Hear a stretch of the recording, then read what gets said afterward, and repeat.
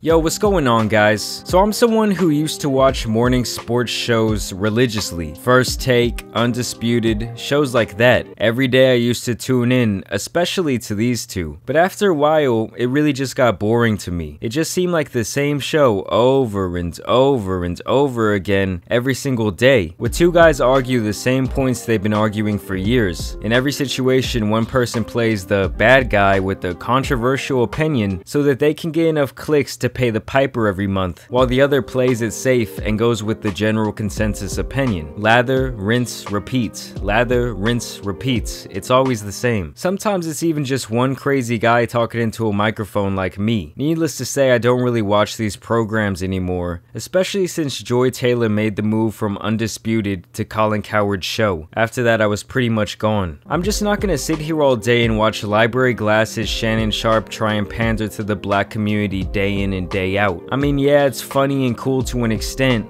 Like, oh, you're the cool uncle everyone wish we had, but that ship really sailed a long time ago. Skip, on the other hand, was someone I used to despise, but I grew a certain type of love and respect for him over the years. Is he annoying and stupid with some absolutely crazy takes? Of course, but y'all have to understand, it's entertainment. Sometimes you say something a little off the wall just to piss people off and shake up the atmosphere. In my mind, he's one of the OG master trolls. Much like 6ix9ine, it's really just hard to knock the hustle and undeniability of these individuals despite so many people hating them. But recently, a lot of respect went out the door when it comes to Skip Bayless and the way I look at him. Even if you don't watch sports, you're gonna want to stick around for this one because this is more of a human empathy thing than a sports thing. So first, let me say, last week it came out that Dallas Cowboys quarterback Dak Prescott's brother, Jace, unfortunately committed suicide earlier this year when Dak, his dad, and his brother Tad did an interview with Graham Bessinger. In the interview, Dak goes into detail about the type of life they had growing up and how things weren't always easy for them. My mom did whatever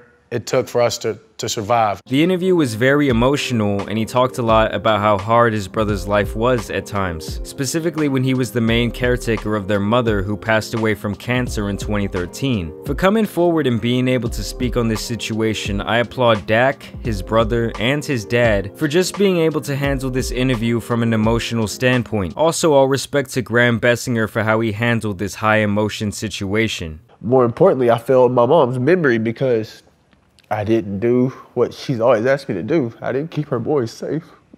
But you know that's not your fault. You did everything you could. Throughout history, men all around the world have been taught to mask and ignore their emotions, that mental problems like anxiety and depression aren't real. As men, we're taught from a very young age to bottle everything in and either deal with our feelings in private or not deal with them at all. For some guys, maybe they make a joke out of it or they play it off and try and pretend it doesn't bother them, but that's really not a healthy way to deal with your emotions at all. Being able to come out and talk about topics like his mother's struggle with cancer and his brother's suicide gave me much more respect for Dak as a man. And this is where Skip Bayless really comes into play. Of course, Skip, being a huge Cowboys fan, was questioned on his show how he felt about Dak's interview. Skip starts by explaining that he's the wrong person to ask about this topic because his childhood growing up was tough, and now that somehow absolves him for ever having to feel bad for someone's situation ever. I had a rough childhood, broken home, just soaked with alcohol. I had some really low moments in my childhood. He goes on to talk about the massive weight Dak carries as the Cowboys quarterback and how important it is for him to be a good leader.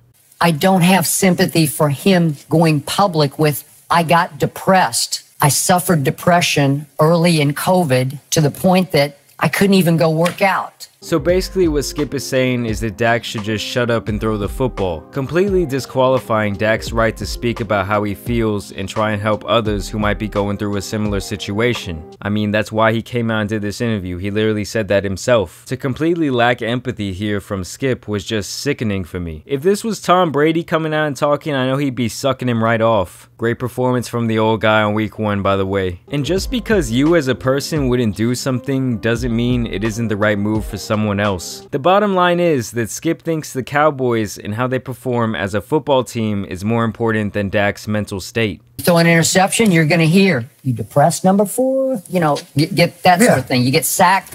How'd that feel? You getting down about it? Damn, bro, you got the whole squad laughing.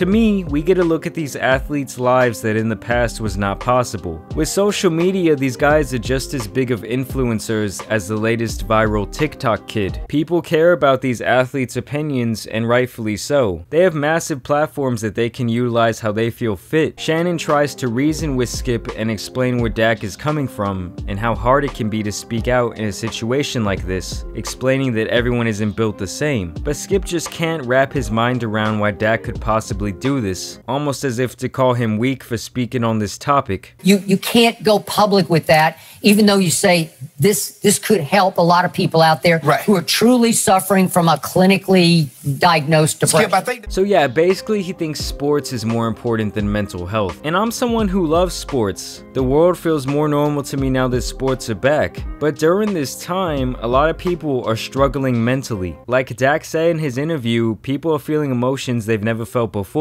And for a kid, or even an adult, just knowing someone else is going through it, someone at such a high level, of such a high status, and they make so much money, if they're going through it and their life is so great, then maybe I do have a right to go through it. Maybe that's all that's gonna keep me going. And before this, I had a lot more respect for Skip and his entertaining style of journalism. And I understand he's an old geezer from a different era, but Jesus Christ, man, have some humility, show some empathy. The idea that an athlete just needs to shut up and play is such a clueless take, especially from someone who's spent enough time and actually made an entire career off of spewing bullshit takes about sports. These guys are role models, and above that, humans with real emotions. No matter who you are, don't let anyone delegitimize your feelings, homies. Your feelings are real, and you matter. But either way, let me know what you guys thought about this video down below. Let me know what other video topics you guys want to see down in the comments. All 500,000 of you. Ooh, it feels good to say that. Either way, I love you guys. I appreciate you guys. Fuck Skip Bayless. I'm out. Peace.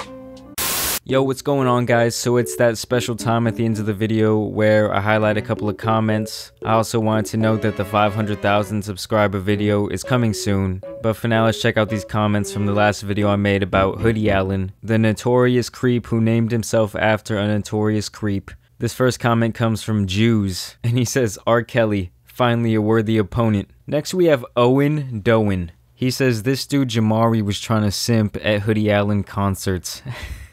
Maybe a little bit, man. Maybe a little bit. 18-year-old JAMARI was simping. Big simping, buddy. And last but not least, we got JEZ. He says him and Percocet need to make a collab. God, that would be such hot garbage.